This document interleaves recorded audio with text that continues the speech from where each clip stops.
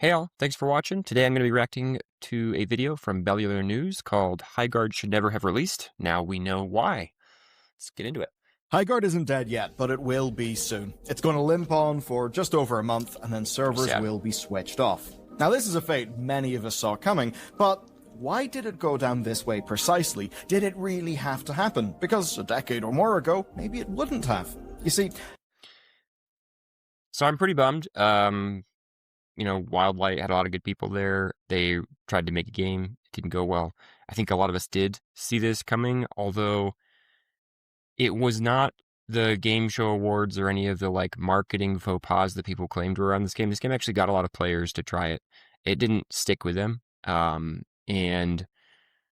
that was what ultimately brought it down. But I don't know how different that would have been a decade ago. So let's keep going, see what he says.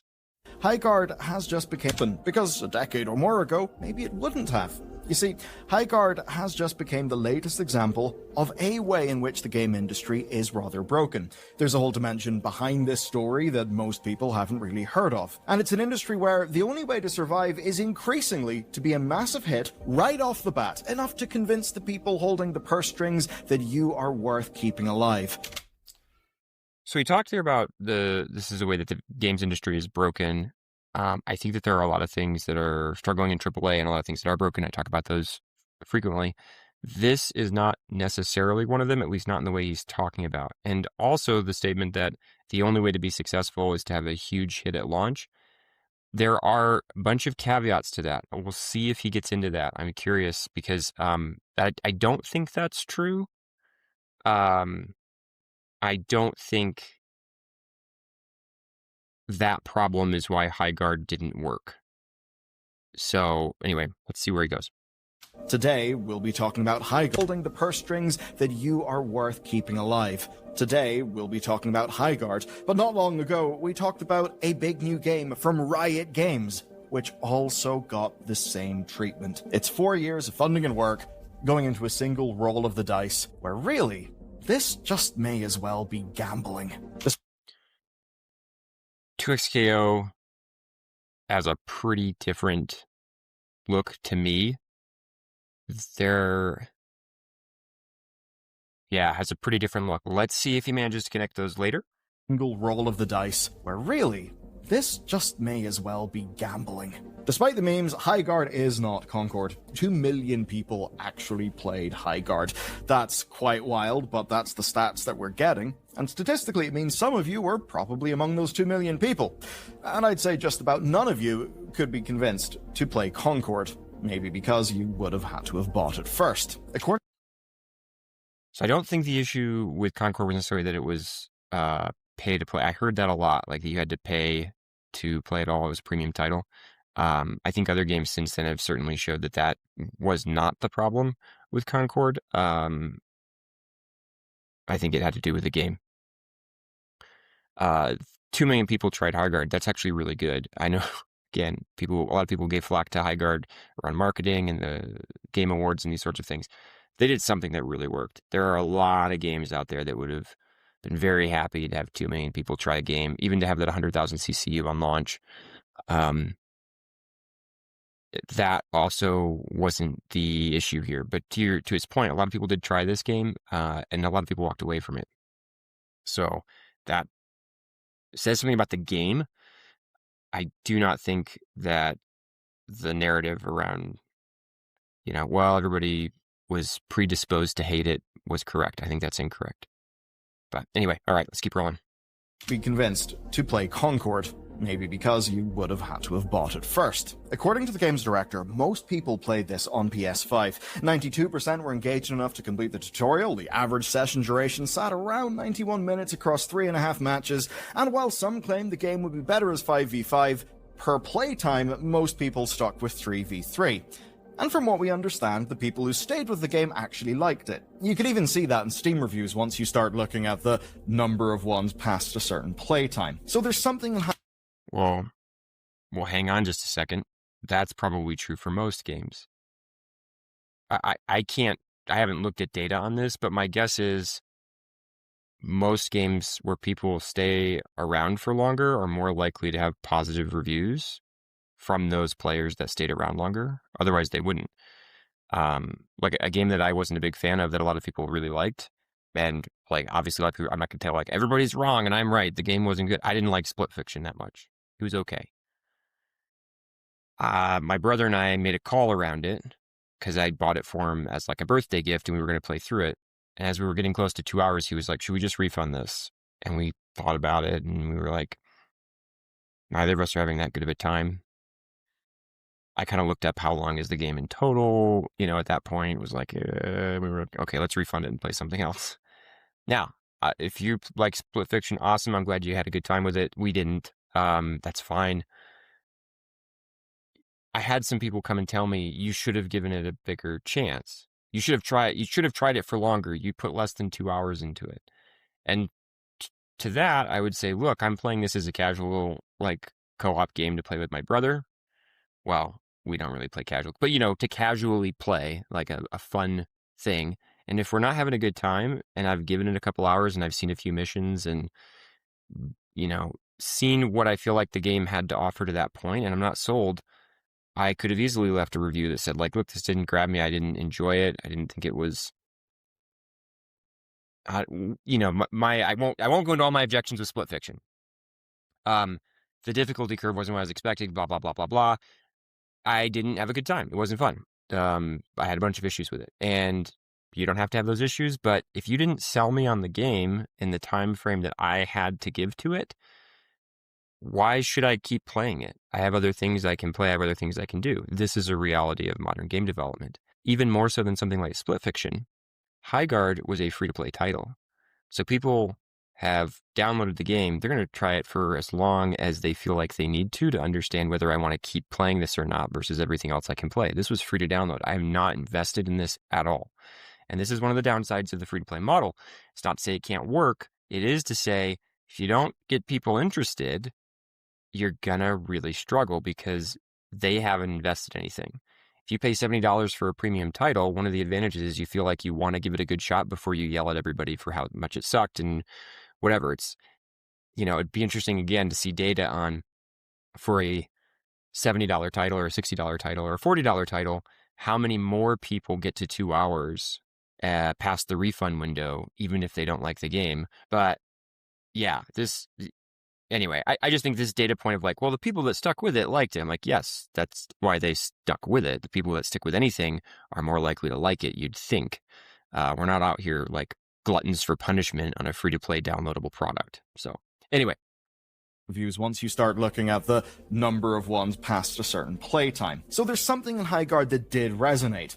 But obviously, there's a hell of a lot that didn't. But when I want to be clear here. There's something in Highguard that did resonate with some players. I was talking to someone else about this recently. Almost any game you create, if it's at all decent, someone's going to like it.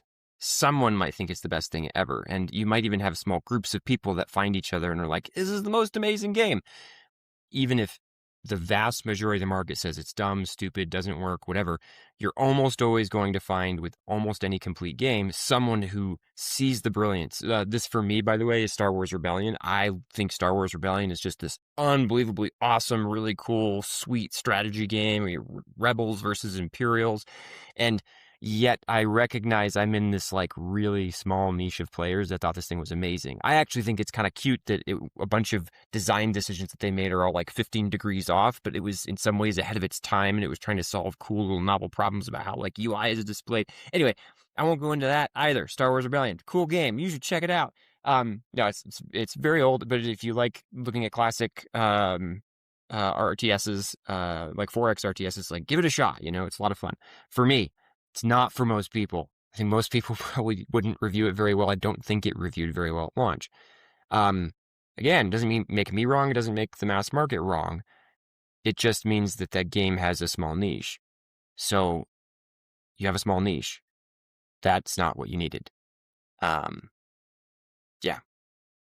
There's something in Highguard that did resonate, but obviously there's a hell of a lot that didn't. But when your funding depends on how many of those people stay, immediately at launch, and then your launch pulls in an audience that was not pre-sold on the pitch of the game, then 2 million players in a few days really stopped sounding like a win, and new reports suggest it may have helped kill the game. Bloomberg's Jason Schreier spoke to former Wildlight Entertainment staff. And boy, we've learned a lot from this. Tencent pulled financial support from Highguard only 2 weeks after the launch. And by the way, I would recommend whoever you are, go check out this article by Jason Schreier if you're interested in this. I think it's short. It's a very short article.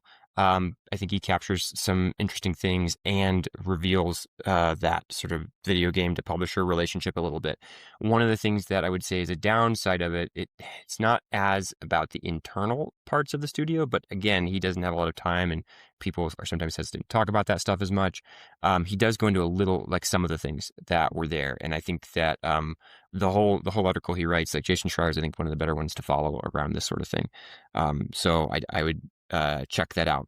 But yeah, this was a very interesting part of it, where the way Tencent, a very large video game publisher in China, related to Highguard and what they expected on launch and what would happen if they didn't get what they expected. Tencent pulled financial support from Highguard only 2 weeks after the launch, and staff were left with the impression that their financing was contingent on hitting certain metrics, specifically retention rate.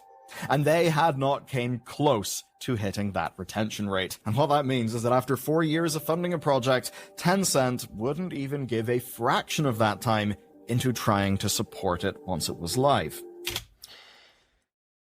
This sounds like the way he's framing it is after 4 years of development, they wouldn't give a fraction of the time. I heard some people say this about Concord when it launched. I actually responded to an IGN article that said something similar.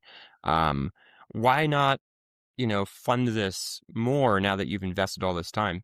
Well, that's a really complicated question because you don't want to be throwing good money after bad if you're the person on the funding side.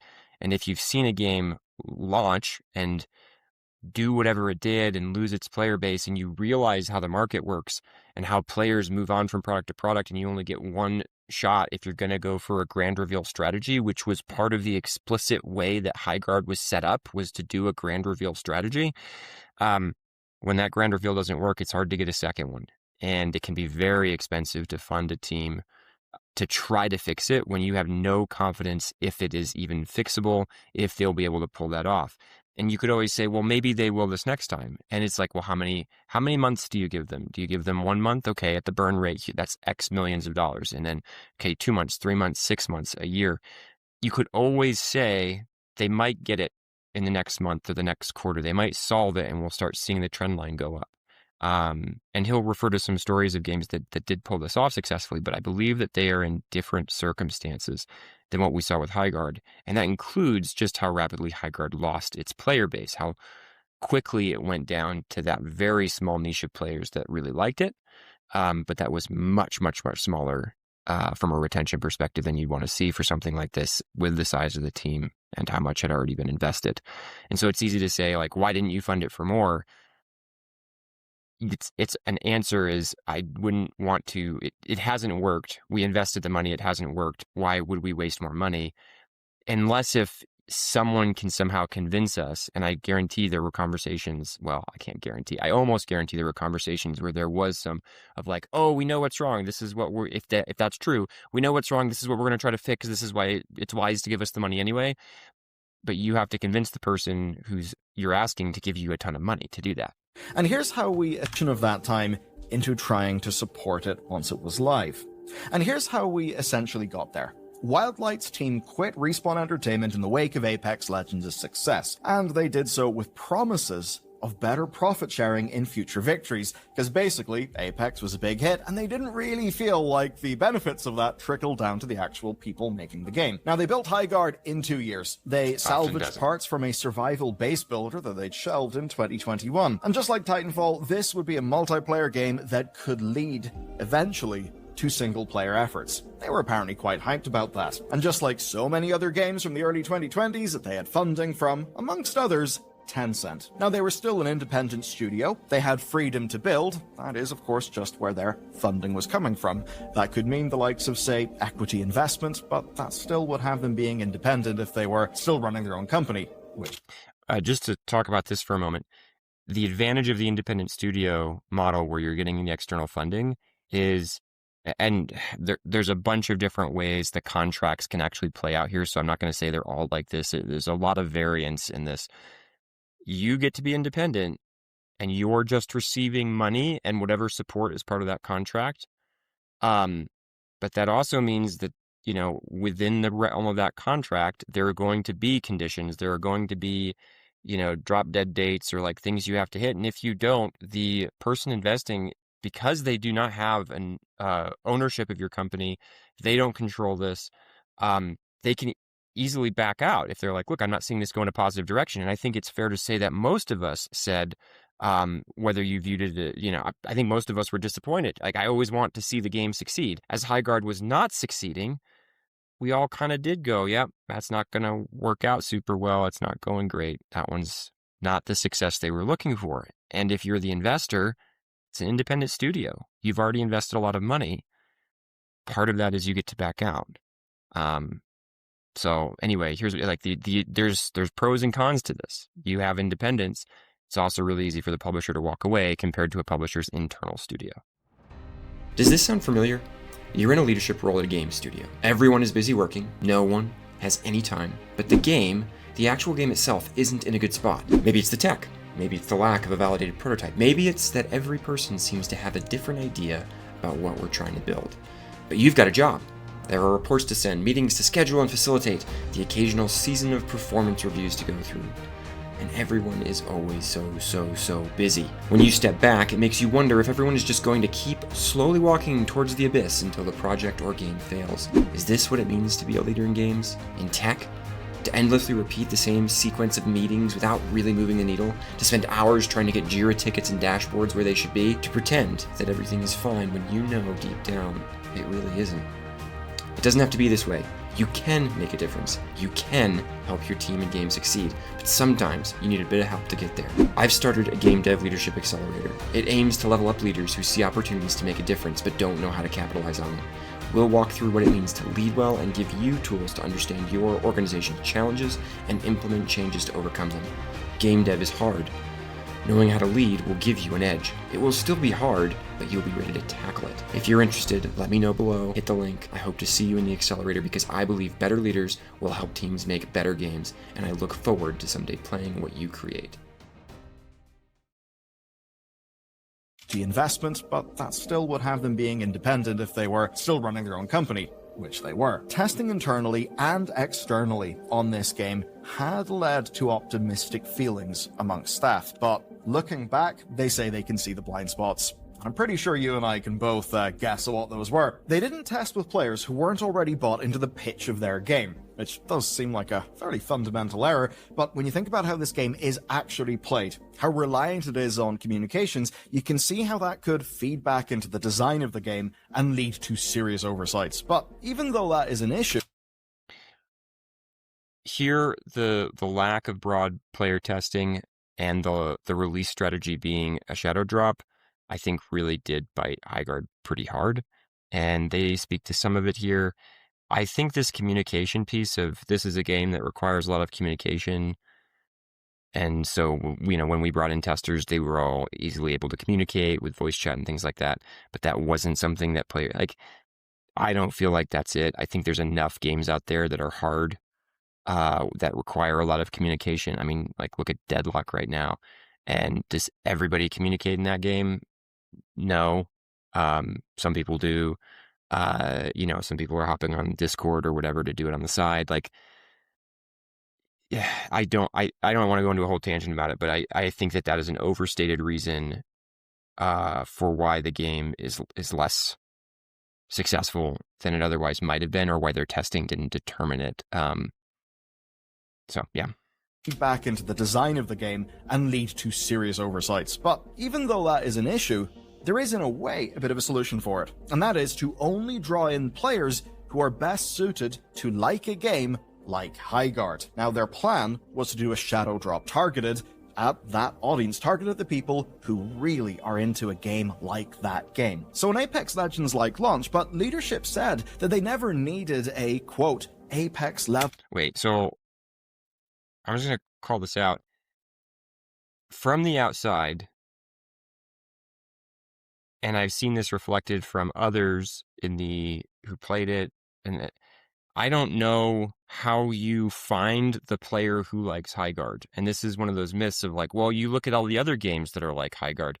One, that's a fallacy often, that players just move between similar games. I like strategy games and shooters, and I don't like racing games. Okay, so let's throw up, oh, well, except for Mario Kart. Oh, well, except for pod race. You're like, oh, so you like fantasy racing games. Well, yeah, but I also kind of like Need for Speed. I don't know why that one worked for me. Oh, there was a game called Burnout. That one, I mean, that was a little bit more exciting, less realistic, but I like that too. And like, I like strategy games, but I wasn't a huge fan of like Command and Conquer. I played some of, like, I liked Red Alert, but I didn't like some of the later ones.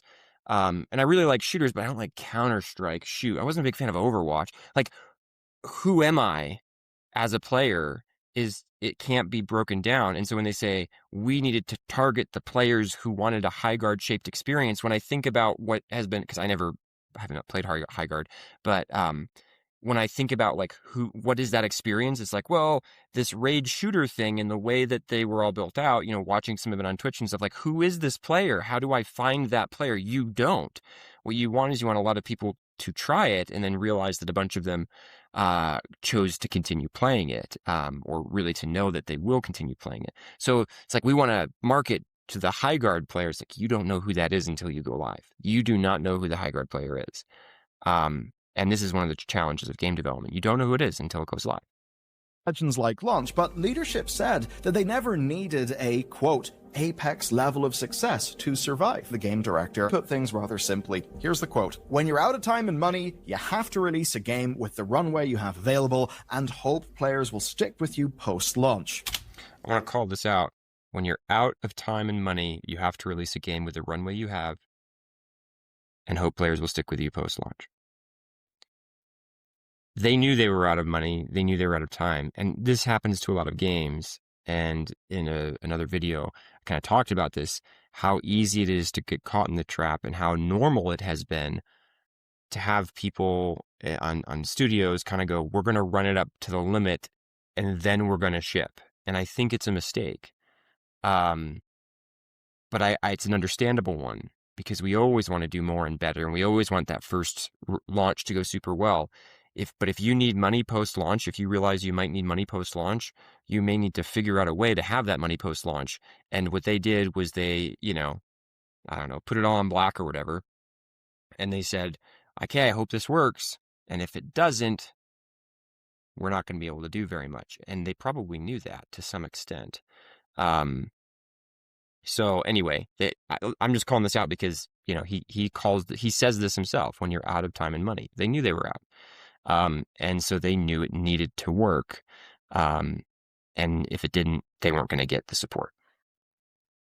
This is with the runway you have available and hope players will stick with you post-launch. This is kind of like a car crash in slow motion. You can see all the different contributing factors, all kind of careening towards each other. With Game Awards and all the ways in which this game ended up being brought to market, they ended up attracting way more people than the people who are like the people they tested the game on. And while it drove numbers that an indie could only dream of, it may have ended up doing more harm than good, because the launch flooded the game with players who had not been pre-sold on the pitch. People who found out about Highguard not because they saw a streamer play it and thought it looked cool, or had a trailer resonate with them, but in many ways, people who saw the largest drama going on in the gaming space at the time and thought, come on, how can I not check out this almighty disaster, which may not have been good for this game's retention numbers. Okay, that idea that like the toxic people who just wanted to go check out the train wreck were some majority of those 2 million, I think I could be wrong. I think that's a bad take.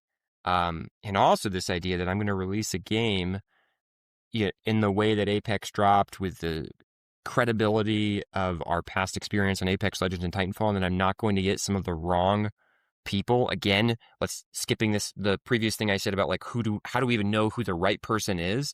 If you wanted to like slow build this game, there were ways to do that, but the Game Awards and then a shadow drop launch with no, open alpha, closed beta, open beta, like that was not how to do it. And again, maybe we can point and say like, well, that's a marketing issue. But I think part of their whole strategy was the shadow drop and that this was going to work like they had pulled off with Apex. So you're always going to have players that are not your ideal player coming in when you take an approach like this. And so again, like he's saying like, well, you didn't want that, but I'm like, I don't even care how you do it. You're always going to have some players who you have to try to convince. And I actually think what's been proven is that of those 2 million people that tried the game, the few that stayed were an insufficient number. Because if you had a core niche, if you over projected and you got way too many people, well, okay, we got too many people, but the core should still be there and we'll come down to that core. The problem is you came down to that core and it was very small. It was much smaller than it needed to be, probably by your own estimates, but certainly by your investors' estimates, in this case, Tencent. So anyway, there you go. Check out this almighty disaster, which may not have been good for this game's retention numbers. And as it turns out, those numbers were pretty damn important. Let's just use the Steam concurrent data. So Highguard lost 60% of its players from day 1 to day 2. Of course, this is based on just concurrency, so it's not literally them losing players, but it's the best number we got. We could say that's a 40% retention rate. By day 7, that is down to 13%. And to really drive that home, do you know which game has better retention than Highguard? Technically, Quantic Dreams MOBA, Spellcaster's Chronicles. Though admittedly, it's doing that from a peak of 888 concurrent players, which really isn't that great. Now, Tencent also do want high player numbers. They're not going to make decisions based purely on a retention percentage dropping. But retention and conversion, that means players turning into payers, is one marker that they will use to work out if an investment is still worthwhile. Yeah. For a multiplayer game, those are the very first signs of whether it is going to work fundamentally. Especially now, Tencent promised funding for post-launch support as long as it met certain metrics. Day 1, day 7, day 30. If the trend isn't good, then there's a problem. Quite obviously, Tencent did not see good metrics and therefore walked away. And that's because they're not acting as a publisher here, not a traditional publisher. They are acting as financial speculators. It's a little bit... They aren't acting as a traditional publisher. The studio is independent. It's not a publisher-owned studio. And so really, the idea that they're financial speculators, I mean, we can use that word speculator. They're investors. They want to see ROI. And the pros and cons of having this type of investment are something that the Highguard leadership team is probably very aware of. If we produce something that is considered valuable, we're likely to continue to receive funding to continue to make that thing valuable. If we release something that's not considered valuable, they're not going to do that. Now, is Tencent incredibly numbers focused in this? Yes, they're certainly not the only publisher that is, but they are particularly like this. I mean, Tencent will famously spin up teams. Well, maybe not famously, but Tencent will spin up teams, trying to solve the same problem, multiple teams trying to solve the same problem to see which one wins, and then they can move resources to support that one or shut down the other ones or whatever they do. We're in this so that the game we make can be successful. That's an investor. That's why they're called investors. They're investing. They're like, okay, here's money. I hope you turn it into more than what I gave you. Calling it speculation and saying that there's some sort of like gambling element. Well, sure, you could say that about any sort of business investing. But maybe that's all true. Maybe that's all anybody out there is doing. But that's just then you're just redefining words for what we already have. Again, I think it's fair to say they're not like an Ubisoft, and this is an Ubisoft-owned studio building this because they're independent, and so they got the pros of that. But they also get the cons of that, and you have to accept both when you enter into that kind of arrangement. Good metrics and therefore walked away. And that's because they're not acting as a publisher here, not a traditional publisher. They are acting as financial speculators. It's a little bit different. Highguard and Wildlight are not a game and a studio to backers like Tencent. What they are financial instruments. The value of Tencent's investment may go up and down as well. Wildlight are just one of the many studios Tencent has invested in over the last half-decade. They're basically making a widespread of bets, playing the odds that one or a few will return enough to cover all of the losses. They are bets, but they are considered bets. In this case, Tencent backed Wildlight because it's the team that made Apex Legends, so hey, maybe they could do it again. But even with that counting... I don't. This is also true in publishers. Publishers attempt, like, they have their studios go out and build a set of games. I was talking about this on LinkedIn recently. It used to be you, and the numbers aren't right. They're directionally, like, they're just illustrative. You ship 10 games. A couple of them do okay. One hits it big. 7 of them fail. The one that hit it big pays for the 7 that failed. You get to do it again because you were profitable. And so as a publisher, you're succeeding. The 7 studios that failed, depending on their relationship and what people thought they learned or not, as a whether they were independent, like invested studios from the publisher, or whether they were publisher owned, you might have a different relationship about, like, well, do we, peel people off of you to go work on the more successful products to try to turn some of the ones that did okay into hits, or to go support the one that's taking off because it's done so well.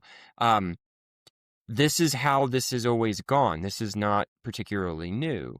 And there are studios that sort of seem like they break the mold, like Blizzard, because it seems like they just release hits, or Riot. For a while there, they were only releasing things like, Valorant, and what I guess Legends of Runeterra wasn't as successful, like League of Legends and Valorant and TFT. The way that they did that was very different. They already had a game that was printing money for them, so they were financially stable enough to be able to fund efforts and continue funding efforts almost indefinitely. And this leads them into their own sorts of problems, different pros and cons. A situation many publishers would love to be in, and many have sought to be in, like Activision with Call of Duty, Blizzard with World of Warcraft, Riot with League, Epic with Fortnite. You have those games that, like, we can try a lot of different things now because we have a stable base of income to grow from. But for some of these publishers, I think Ubisoft comes to mind, especially here, you don't have that same stability on that. There's nothing there that's a big goose that lays the golden egg that's paying for all your efforts. And so you have to keep trying to make hits. And if the economics start going badly, it becomes very dangerous to invest money in places that aren't working, because you require those hits. And by the way, this is one of the issues with AAA, that now instead of getting 1 hit out of 10, let's say, you're getting 1 hit out of 15 or 1 hit out of 20 as market saturation kicks in, as black hole games kick in. So you have a lower chance, but the same funding model, plus the games themselves have gotten more expensive and don't have as high an ROI. You're not getting a 10 or 15x return. You're getting a 3 or 4x to 5x maybe return on a successful product. So now I'm trying to fund 15 games on a 3 to 4 to 5x return on my one successful game of the last 15. Math doesn't math. And so again, you see that hitting AAA hard right now. Because it's the team that made Apex Legends, so hey, maybe they could do it again. But even with that counting in their favor, maybe making the betting odds a little bit better than average, it still is a gamble. Things can still go wrong. You can have a launch that doesn't fully work. And that's the real problem here. You see, Tencent are not the ones actually taking a risk here. Not really. You see, the money that they've spent gets written off as a bad investment that maybe gives them a nice little tax break. At worst, they cover the loss with their endless volume of successful games. They can't... Okay, so this part kind of bugs me. They're not really taking the risk. They put all the money in. That they have a source of money is the reason the studio goes to them in the first place and says, can you fund us? Or that they reach out to the game that they think might be successful and say, hey, we're willing to fund you. We think you might hit it. And we have the money. But like they were the ones that are paying for all of this. One of the very weird things about game development is that we employ people at some salary, whether you consider it high or low or whatever, we employ people at some salary to do R&D. And that might last for years. So people were getting paid the entire time while they were working on a product that may or may not work out. It's kind of weird. There's some reasons why video games operate that way. Many other studios don't operate like that quite as much, or they've tried to protect against that because it's a dangerous thing to do. But the way games function, I won't go into the design development. We'll do that in a separate episode sometime. Tencent took the monetary risk. They took the monetary risk. Everybody else took the time risk. And if this doesn't work out, we might be out of a job risk. That's the nature of being in the startup world. And every game studio out there trying to make their first successful game must view themselves as in that startup world. And any startup, if they're paying people full salaries, if they can no longer do that, won't be able to continue. So Tencent absolutely took risk here. Worst, they cover the loss with their endless volume of successful games. They can literally just walk away in a clean and easy fashion. But for the developers, it's not so easy, because they're the people who actually did, at some stage, believe in this game. Now, what we're seeing with Wildlight's 20... Real quick, Tencent believed in this or they wouldn't have put all the money behind it.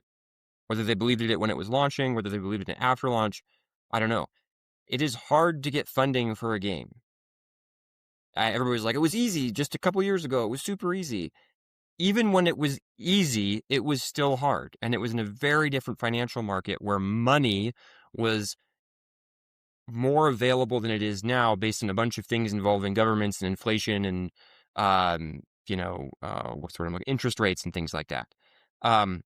So Tencent believed in the game too. They weren't building it. Now, obviously, the dev team believed in it, but this is a mischaracterization of the relationship. Actually did, at some stage, believe in this game.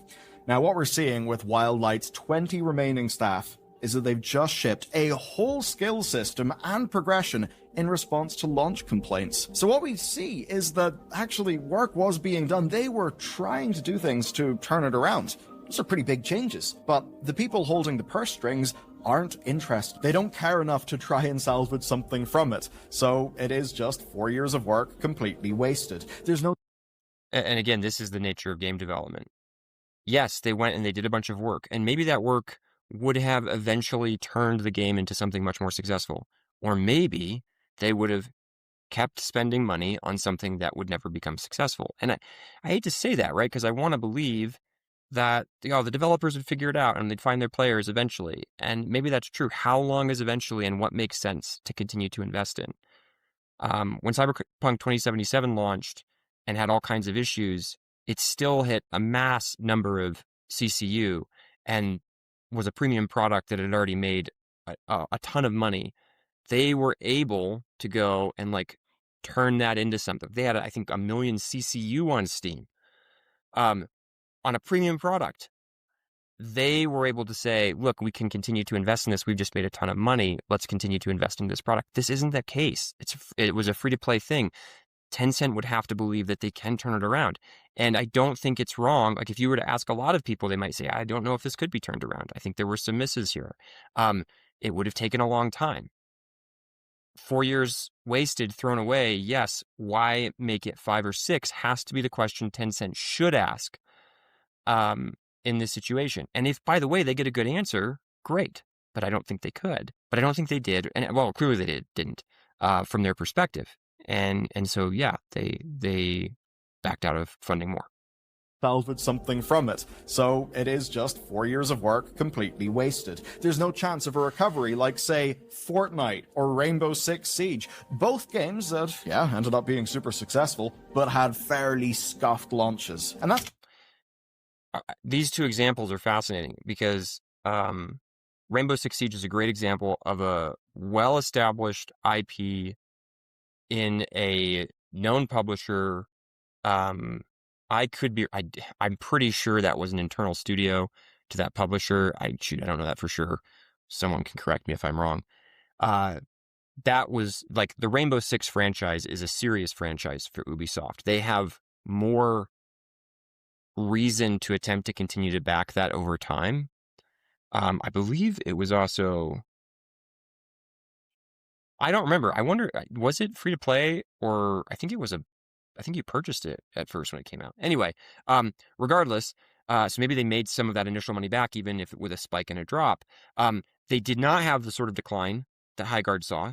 And then they were able to slow build that because Ubisoft did continue to invest in one of their mainline IPs, right? One of Ubisoft's things going way back to into the Rainbow Six days. It's a different situation there. Again, advantage of being an internal studio working on a large brand. Doesn't guarantee anything. Still could have seen the same outcome. Ubisoft decided to continue to invest, and obviously Rainbow Six Siege has turned out to be successful. Fortnite's a very interesting one to call out in this. They had to do a pretty giant pivot, but they're also an internal studio that figured something out and latched on fairly quickly to the Battle Royale space, and that ended up working out. And the core game of Fortnite, nobody even thinks about anymore because we all know Fortnite as the Battle Royale that followed on PUBG.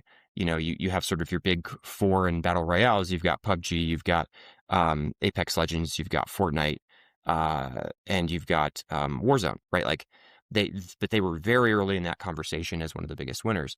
And so yeah, did they need to continue to invest? Sure, but they were also like a totally different circumstance. I'm guessing different size of team, different investment profile to that point, different expectation of success on launch. Everything around that is very different. This again reminds me of in IGN when they were saying like, oh, they didn't give Concord a chance. Look at Diablo 3 or Cyberpunk 2077. And I'm like, are you those are not in the same world of what was supposed to have happened versus what happened. So anyway. Games that, yeah, ended up being super successful, but had fairly scuffed launches. And that's because Tencent doesn't want to invest money into the best game possible. They want to make the most money possible, and those things are not always the same thing. Their victory condition is a lot less aligned with you or I or developers than it would be for many other game publishing arrangements in the industry. I agree with this. There are other publishers who have a very different approach to this. I'll totally agree this is true in movies as well. The best movies and the most commercially successful movies are often not the same thing. The best games and the most commercially successful games are often not the same thing. And you have publishers that have interests in one or the other. People know what Tencent's interested in. The Highguard team knew what Tencent was interested in. Now, maybe they didn't get another good offer. I don't know. But they made a choice when they went with Tencent. They knew the focus. And this is where, it's like, oh, no, they pulled the rug out from it. Well, a lot of this was probably understood before. Even if those within the team, for those within the team that might not have known this was a rug pull, for a lot of people, like, this was not a shock. Especially not once you realize that like Tencent was a backer. It's like, yeah, they're probably not going to keep funding something unless if they see a real chance of it being financially successful, which again, as an investor, makes a lot of sense. Do I like the way that's the way the world is? Who knows? I don't really think about it that way. That is the way the world is, and the expectation that because they put a bunch of money into this, they should follow it after launch some amount of time. Well, if that was in the contract, if you wrote that in the contract you had with them, then fine. If you didn't, they should be making their decision of what they do with their money, just like you should be making the decision of what you did with your money to get you to this point. So, yeah. And the funny thing here is that other game publishing arrangements in the industry. And the funny thing here is that Highguard is not even the worst example. This is going on at an alarming rate. Now, we talked about NetEase last year, where they killed half a dozen game studios before they could even release a title. Actually, just as I'm recording this video, there's a big breaking story about funding being pulled from the Like a Dragon dude studio, I believe. And just a few weeks ago, whenever 2XKO launched, Riot immediately cut the team whenever the first indicators didn't really look that good. There's other examples. Ubisoft cancelled XDefiant over, I think, more at having a very costly dev team than maybe quality concerns. But basically, there will always be a reason to end these games sooner, rather than commit more resources for the chance of solid returns later. I think this also, I want to come back to that idea. How much financial pressure is the investor under? What's going on in the broad marketplace? How are they doing? 2XKO was a play, I think, to attempt to broaden the fairly niche fighting genre. Once that didn't happen, you have to go, well, shoot, how big is this team? We've got a very large team doing this. I don't love that outcome, and I actually think some of that could have been spotted sooner. But there was a hope there was a dream there, and that's the thing that every game has. It's a hope and a dream. Most games fail. If you want to be Nostradamus of the game industry, just say that everything's going to fail and you'll be right 99% of the time. They were trying to do something. It was very ambitious. I appreciate that they did it, but once it doesn't work, what do you keep doing? And in 2XKO's case, they're not shutting the game down. They are just trying to say, oh, shoot, we have too many people on this relative to what this looks like it's going to be able to bring in revenue. How do we create something that is actually sustainable? So in some sense, I think they're actually giving the team time, but I also get like, that sucks, right, for that team. And what I wish, it's not always possible, but can you, rehome people on other teams inside of the organization? What can you do, right? What can you do to try to make that better and easier? And I'm sure a lot of those things were talked about.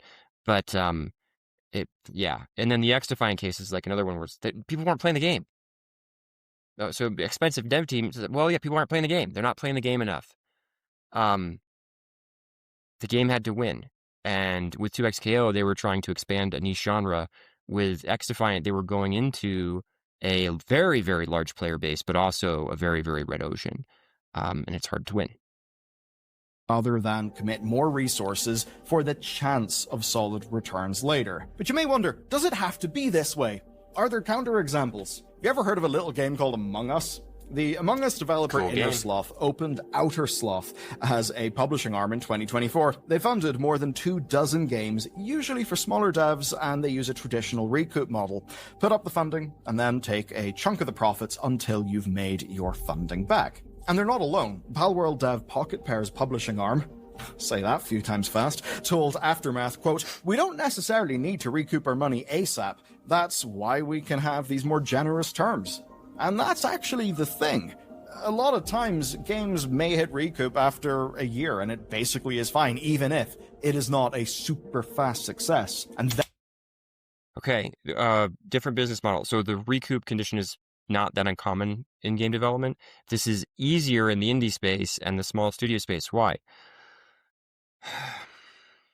If I have a very large team, that's going to burn in the 9 figures, hundreds of millions of dollars getting to a game launch. These are salaried employees. So if you launch and it takes you a year to get to recoup for the publisher, who paid the bills, particularly the salaries of your team while you were getting there? If you had money, maybe you did, and the publisher's fine with that because they're going to take care of you to get to the recoup, and then you start doing whatever your profit sharing arrangement was with the publisher. If it was you used all your money getting to launch, then you don't have any money to pay anybody anymore. So you can't fund the game for the next year while you get to recoup. For an indie studio who's already bootstrapping often and trying to figure it out and potentially knew this going in and launched with as much money as they could have to pay whoever they're paying and have everything else be bootstrapped from the founders on through the rest of the team, this is just, okay, keep working on it, everybody. Keep working on it. Like, people are liking our game. We're going to get there. We're going to get to recoup, and then we're going to start making profits. If I'm used to making $120,000 or whatever, right, somewhere between $80,000 and $250,000 working at a game studio somewhere, and you're suddenly like, okay, everybody, we launched the game. Hang out for a year, continuing to work on it while we get to recoup, so that it's not the same. And also the scale of what success looks like there is not the same. How much you got in funding and what the publisher feels like they invested. It's even if Highguard turned itself around and started making money, how long before they make whatever the large chunk of money Tencent and any other investors put in would be to reach recoup? This is a viable model. And it does work, but it can also cause serious pain and struggle for those indie dev teams. So don't view this as like, well, that'll solve the problem. Then there's Hooded Horse who go further, and even if it is not a super fast success. And then there's Hooded Horse who go further than just about anyone in this industry. Just a quick shout out, Hooded Horse. Really like how they're approaching this. One of the things that they have to do that a lot of they have to be really selective, and I think they know what they're targeting in their niche, and they're really good at finding games that are likely to be successful in that niche. And so where a lot of studios or small publishers struggle, I think, to find what are the good ones, I think Hooded Horse is having a higher hit rate. And that higher hit rate makes a big difference because of that math I was talking about earlier. But I really love how they've set this up with a 35-65 split and sort of viewing Steam as like a marketing expense, like the Steam cut as a marketing expense, so not even penalizing that from the team. I really, really appreciate Hooded Horse and their impact on the indie dev space. It's a really positive model. So, he's calling them out positively. I call them out positively. Go check out their games. They've got a lot of cool games out there. Mandalord's just being one. What's the something Across the Storm? Anyway, they've got some good stuff. Fast success. And then there's Hooded Horse who go further than just about anyone in this industry. They've drawn acclaim not just for publishing good games, but also for making sure their developers can actually survive those games. Their contracts include a straight revenue split of 65% to the dev from day one. That is almost unheard of, and their plan simply is to make their money back on the 35% cut over time. Now, with all those good-sounding publishers I mentioned, another thing to note, both of the ones he mentioned are in the small game space, so the amount of money that they're kicking in is much smaller. Many of these games that they're funding are solo devs or solo devs supported by contractors or very small teams. And that doesn't mean you couldn't work a model like this at scale. It does mean it changes the optics around it because of the broad economic environment. Those larger companies with much larger investments are more prone to be reactive to the sort of macroeconomic shifts that are going on than someone like Hooded Horse would be. Not saying it doesn't impact them, but just to call this out, like, we have to be careful about this. This isn't an apples to apples comparison. There is still a desired 5% cut over time. Now, with all those good-sounding publishers I mentioned, there is still a desire to make a profit, just like with Tencent. These publishers are putting up money. They would like a return. But the difference with these smaller groups with smaller funding pots is that they see games as projects worth backing made by actual people. Tencent, meanwhile, is looking at so much money and so many projects that games like Highguard simply don't matter. Because ultimately the thing that they're investing in is just a financial instrument to get a return. You don't have the same, I guess, mission-driven publishing that you have with some of the new wave of really good indie publishers. If the really good indie publishers he's talking about didn't make money for long enough, they would no longer be able to be really good indie publishers. Tencent does that at scale. They are absolutely concerned and interested in understanding why Highguard failed and how they can avoid that in the future and what they could have done and if they should have done anything.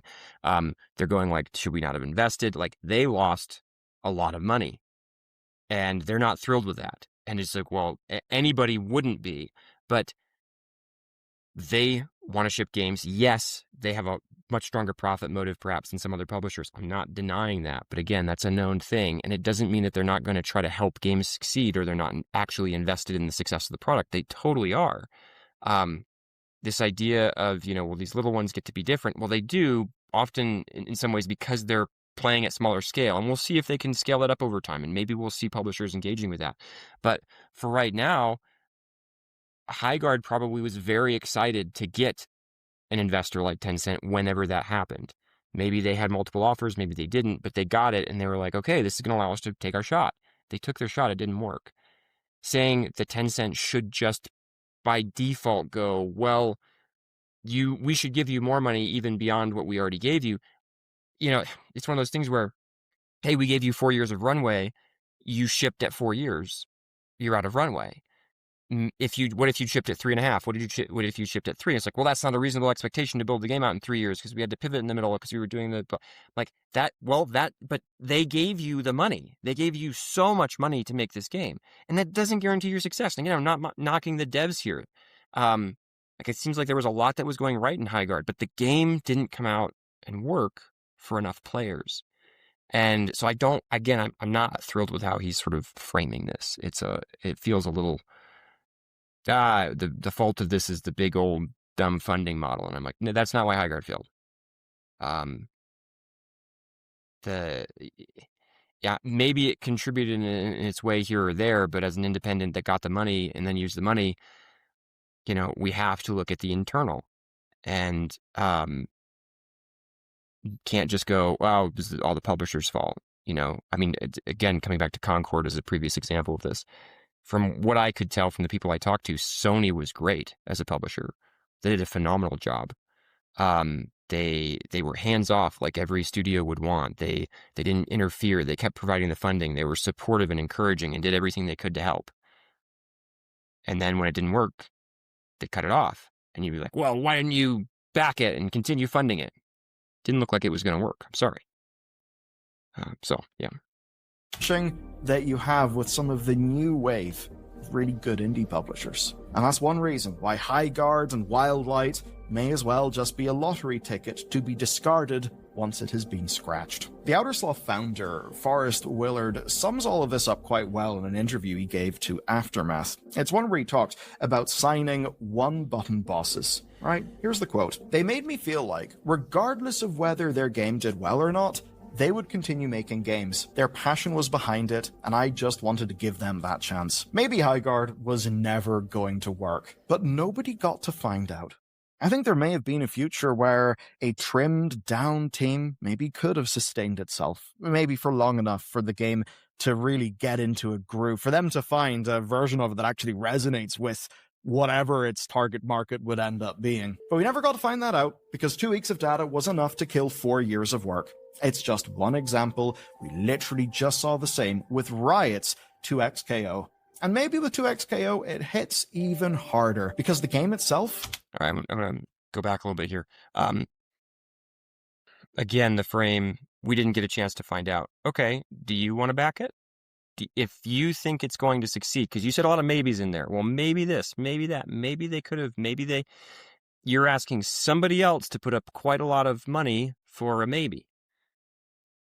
Maybe you could go start a Kickstarter and see if you can buy Highguard and then fund the team with the Kickstarter money. My guess is, because this is typically what happens, if you're allowed to, the leaders of the studio will go, and even Tencent may go, and try to shop the product around. Hey, anybody want to buy this from us? You know, discount, right? We're already writing it off. If you can give us some money for it because you want to take a stab at turning this thing around, you're welcome to. This wasn't just Tencent saying this game wasn't going to work. It was a lot of people saying this. It's like the market in general was saying it wasn't going to work. And so if you want to go try to back it, fine. But that idea of maybe a slimmed down team could have found something, yeah, that's always going to be true with almost any failure out there. The problem is somebody has to make a call like, well, am I going to put significant money? So when you want to put your millions behind that product, great. And that's also that thing with that Outer Sloth interview. Someone wanted to put a lot of money behind a game team. Now, it was a smaller amount of money because it was smaller dev and all that. But like someone wanted to put the money behind that. And like even if the first one failed, I thought they were going to keep making games. So I wanted to try to back that. I want to try to support that. Okay, great. What if you stopped wanting that? Then you stopped paying. And that's what happened. Would end up being. But we never got to find that out, because 2 weeks of data was enough to kill 4 years of work. It's just one example. We literally just saw the same with Riot's 2XKO. And maybe with 2XKO, it hits even harder, because the game itself is considered to be masterful in many ways, to actually be fantastic. So even when the game is good, but just maybe needs a little bit of work in some things to actually sort of spread and get those higher player numbers, even in a case where the core thing you really know is good, that's still not enough. That's just the increasingly sink or swim games industry that we are in today.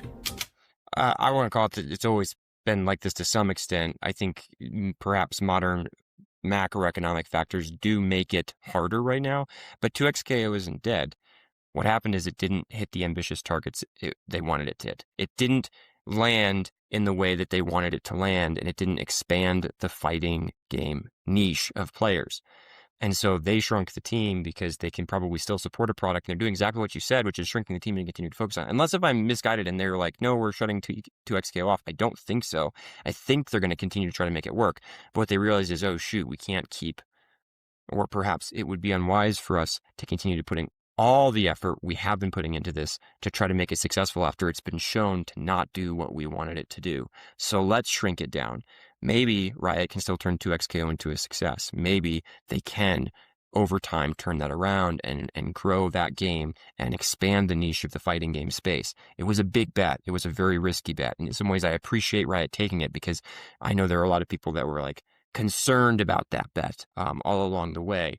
And there always will be those people. And perhaps they're like, oh, they were right again. Again, you want to be Nostradamus of the game industry, just predict everything's going to fail and you'll be right most of the time. That's the reality. So this isn't some new thing. This is the way it's always been. And I agree that these are in some ways very sad, and I'm bummed for the teams, and I'm bummed for the people that put a lot of work and effort into these things and it didn't work out. But I don't think we can conclude from that like, oh, it's the funding model that's broken. These games didn't do what they were intended to do. And in both of those teams had a lot of runway, a lot of support. They got to the finish line of launch, and it didn't do what it was supposed to do. And we have to ask hard questions at that point. And we shouldn't just say, well, you should just keep giving them money. What if you allowed them to continue going? What if? You have to make that call, because sometimes they do, and sometimes it works out, and sometimes it doesn't. But that is a business decision. We don't, like, video games are art. They are also designed to be commercially successful products in terms of all the ones we've been talking about. And if you wanted to go make an art game, go do that on your own time. When you're working for a giant company that with teams that cost millions of dollars a month to run, that's not how you want to do it. Increasingly sink or swim games industry that we are in today. And I don't like it.